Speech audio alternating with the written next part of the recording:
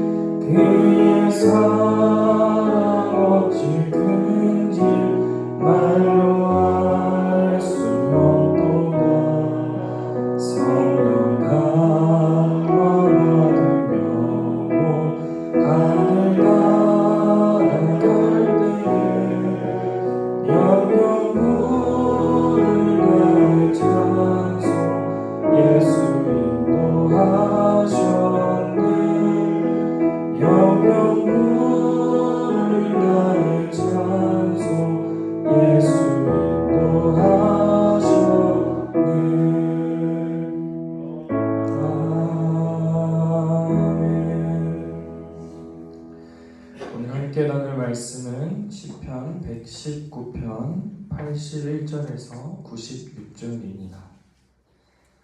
오늘 함께 나눌 말씀은 시편 119편 81절에서 96절입니다. 함께 교독하신 뒤에 마지막 절을 합독하시겠습니다. 나의 영혼이 주의 구원을 사모하기에 피곤하오나 나는 주의 말씀을 바라나이다. 내 말이 주께서 언제나 나를 안위하실까 하면서 내 주의 말씀을 바라기에 피곤하다. 내가 연기 속에 가죽 부대같이 되었으나 주의 율례들을 잊지 아니하나이다. 주의 율례는 나의 얼마나 나를 협박하는 자들을 주께서 언제나 심판하시리. 주의 법을 따르지 아니하는 교만한 자들이 나를 해하려고 웅덩이를 팠나이다. 주의 모든 계명들은 실하나이다. 그들이 이유 없이 나를 핍박하오니 나를 도우소서.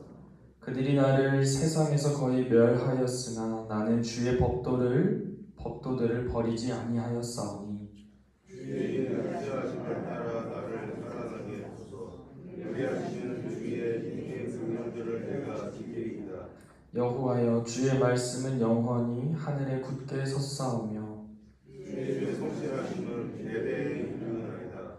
주께서 땅을 세우셨으므로 땅이 항상 있사오니 천지가 주의 규례들대로 오늘까지 있음은 만물이 주의 종이 된 까닭이나이다. 주의 법이 나의 즐거움이 되지 아니하였다면 내가 이 고난 중에 멸망하였으리이다. 내가 주의 법도들을 영원히 잊지 아니하오니 주께서 이것들 때문에 나를 살게 하심이니이다. 나는 주의 것이오니 나를 도와서 구원하소서. 내가 주의 법도들만을 찾았나이다. 악인들이 나를 멸하려고 엿보오나 나는 주의 증거들만을 생각하겠나이다. 같이 읽겠습니다. 내가 보니 모든 완전한 것이 다 끝이 있어도 주의 계명들은 심히 넓으니이다. 아멘. 할렐루야. 오늘도 연휴임에도 불구하고 새벽을 깨워 말씀과 기도의 자리로 오신 모든 성도님들을 환영하고 축복합니다. 삶을 살아가다 보면요, 정말 지칠 때가 있는 것 같습니다. 그런데 몸이 지치는 것보다 더 무서운 것은 마음이 지치고 마음이 무너지는 것 같습니다. 신앙생활도 마찬가지이죠. 때로 신앙을 지키는 것이 너무 지칠 때가 있는 것 같습니다. 기도를 해도 응답되지 않는 것 같고 또 말씀을 읽어도 마음의 은혜로 와닿지 않을 때가 있는 것 같습니다. 그럴 때마다 솔직히 하나님은 정말 내 옆에 계신 걸까? 혹시 나를 잊으신 것은 아닐까라는 생각이 들기도 합니다. 오늘 시편 기자도 이렇게 고백하는데요. 함께 81절 말씀을 함께 읽겠습니다. 나의 영혼이 주의 구원을 사모하기에 피곤하오나 나는 주의 말씀을 바라나이다. 아멘. 여기에 나의 영혼이 피곤하다라는 표현은요, 그냥 어느 정도 이 피곤하다는 뜻이 아니라요, 언약 백성이 하나님을 배반했을 때 그 결과로서 하나님의 징계를 받았을 때 그때 영혼이 피곤하다 또는 영혼이 쇠장하다라는 이 표현과 똑같은 말인데요. 그만큼 이 시편 기자는 인생의 바닥을 통과하면서 고백한 그런 말들입니다. 그럼에도 불구하고 참으로 절망적인 상황 가운데서도 시인이 버리지 않고 끝까지 붙잡은 것이 있습니다. 바로 말씀입니다. 이 절박한 상황에서 말씀을 멀리하고 버린 것이 아니라 더욱 강력하게 붙들었다는 것입니다. 오늘 말씀을 통해 참담한 이 고난의 현실 가운데 어떻게 하나님의 말씀을 붙들지 은혜들을 나누고자 합니다. 먼저 고난 중에도 하나님의 말씀을 강력히 붙잡아야 된다는 것인데요. 지난 첫 119편의 배경을 설명드렸듯이 보통 이 119편은 다윗의 시로 구분을 합니다. 또 일부는 이스라엘 백성들이 포로 생활 과정 중에 혹은 그 이후에 고백한 시라고도 합니다. 두 상황을 모두 생각해 보면서 이 본문에 이입을 해보면 좋겠는데요. 이 시인은 하나님의 위로 또는 하나님의 말씀과 구원을 기다리고 또 기다리고 또 기다리다가 지쳐버렸다고 합니다. 다윗이라면 사울에게 쫓길 때 또 혹은 밧세바 일이나 또 여러 실수와 잘못들로 이 핍박받는 그 인생의 낭떠러지라고 할 수 있겠는데요. 또 이스라엘 백성들이라면 바벨론 포로로 끌려가서 거의 이 죽음의 문턱 혹은 차라리 죽는 게 낫겠다 싶을 정도의 그런 포로 생활들, 그 상태에서 고백된 것 같습니다. 제가 새 번역으로 본문 86, 7절을 말씀을 읽겠습니다. 주님의 계명들은 모두 진실합니다. 사람들이 무고하게 나를 핍박하니 나를 도와주십시오. 이 세상에서 그들이 나를 거의 다 죽여놓았지만 주님의 법도를 나는 잊지 않았습니다. 아멘. 이처럼 시인은요, 하나님의 구원을 기다리고 예수님 오시는 그 날을 기다리고 또 기다리다가 소망이 지연되는 것을, 소망이 늦춰지는 것을 보면서 이 자신의 영혼이 말라 비틀어지기 일보 직전임을 이 피곤함으로 표현한 것입니다. 그런데 이런 상황 가운데 시인이 결과적으로 그의 시선을 최종적으로는 어디에 두고 있는지를 저희가 주목해야 한다는 것인데요.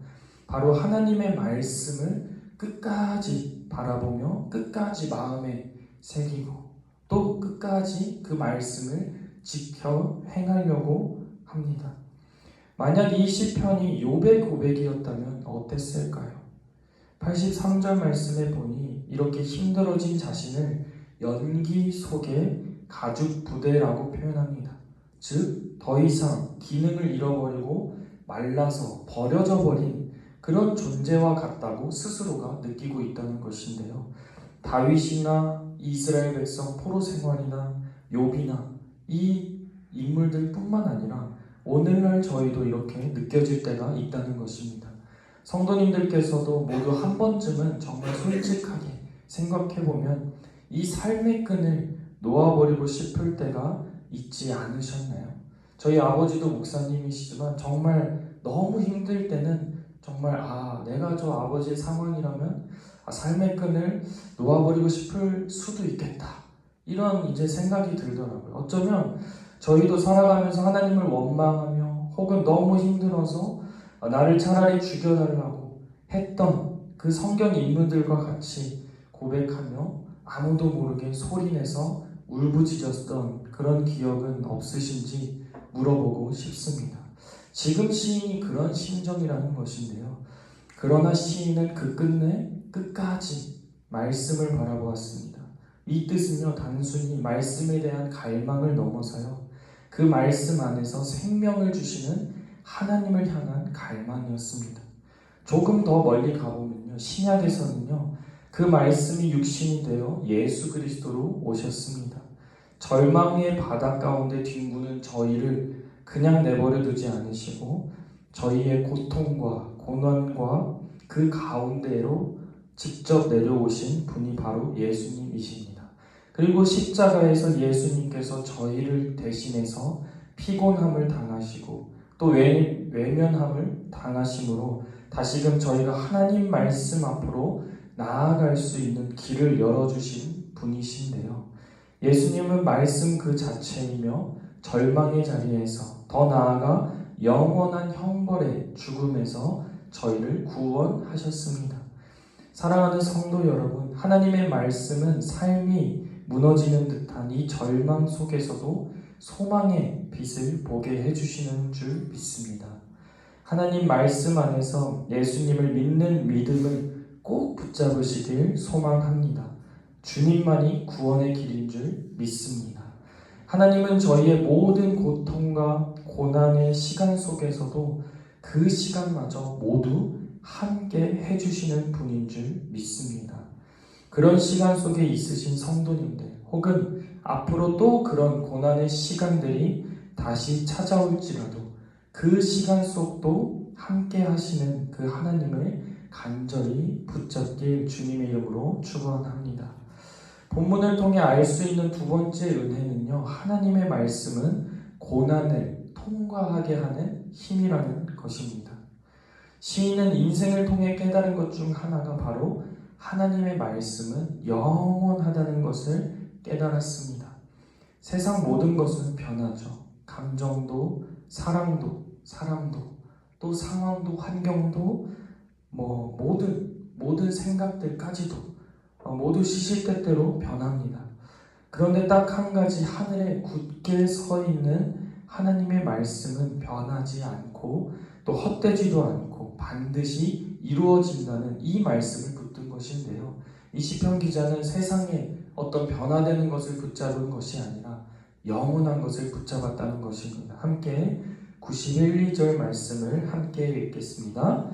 천지가 주의 규례들대로 오늘까지 있음은 만물이 주의 종이된 까닭이니이다. 주의 법이 나의 즐거움을 듣지 아니하였다면 내가 내 고난 중에 멸망하였으리이다. 아멘.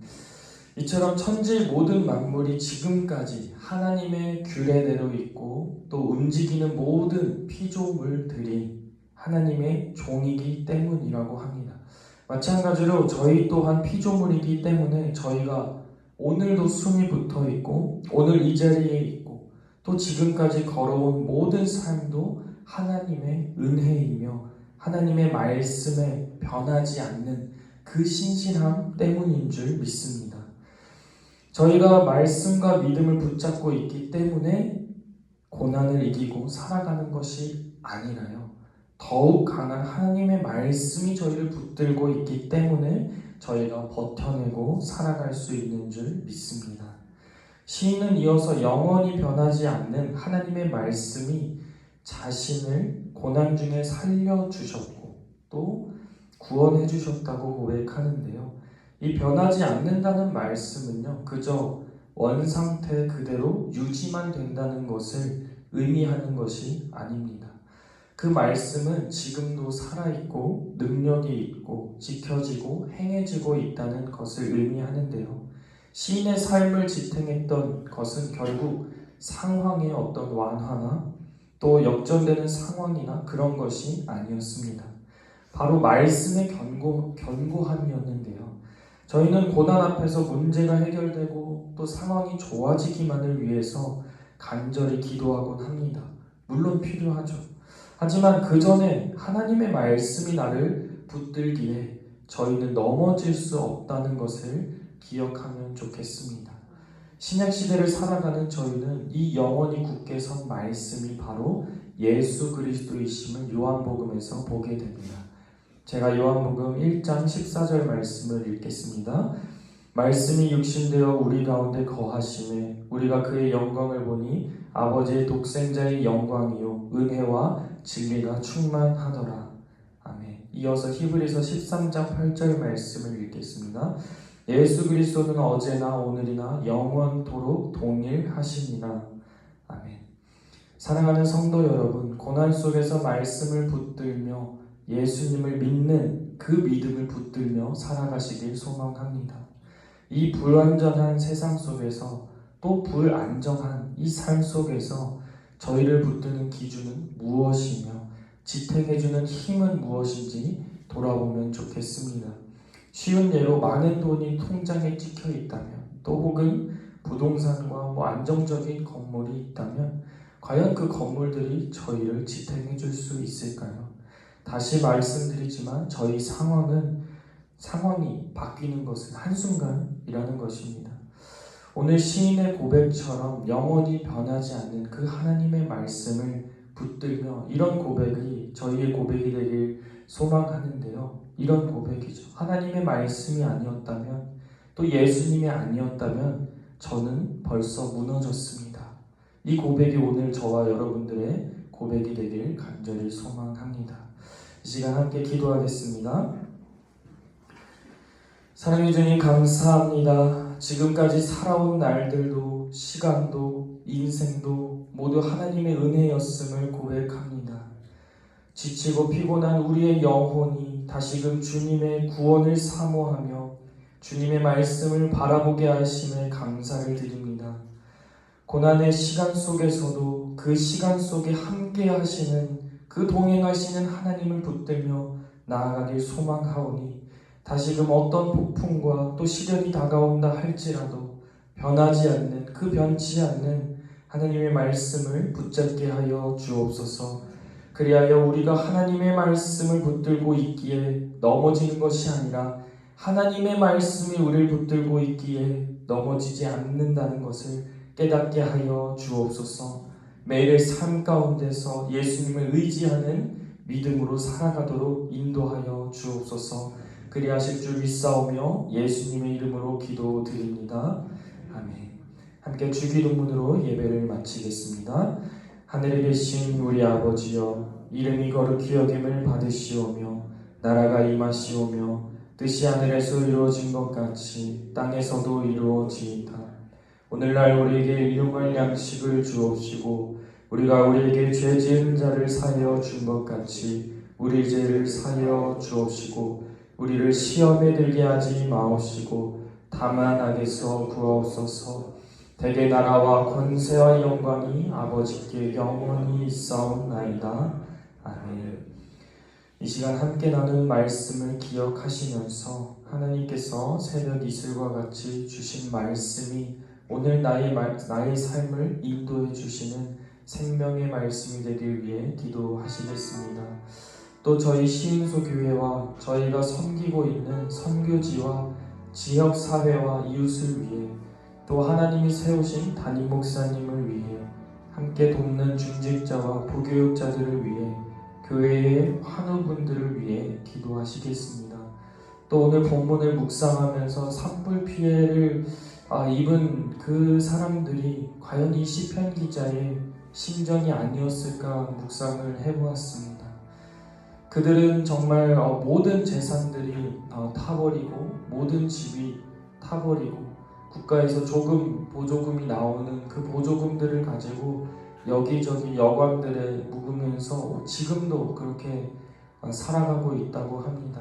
그 현장을 가보진 않았지만 그 사진들을 보면 정말 이곳이 지옥인가 싶을 정도로 다 타버리고 없어져 버린 또 그렇게 시꺼멓게 타버린 흑백의 그런 자연들을 보면서 또 그 집들을 보면서 아직도 산불 피해 주민들은 아직도 무너져가는 그 마음들을 가지고 있다고 합니다.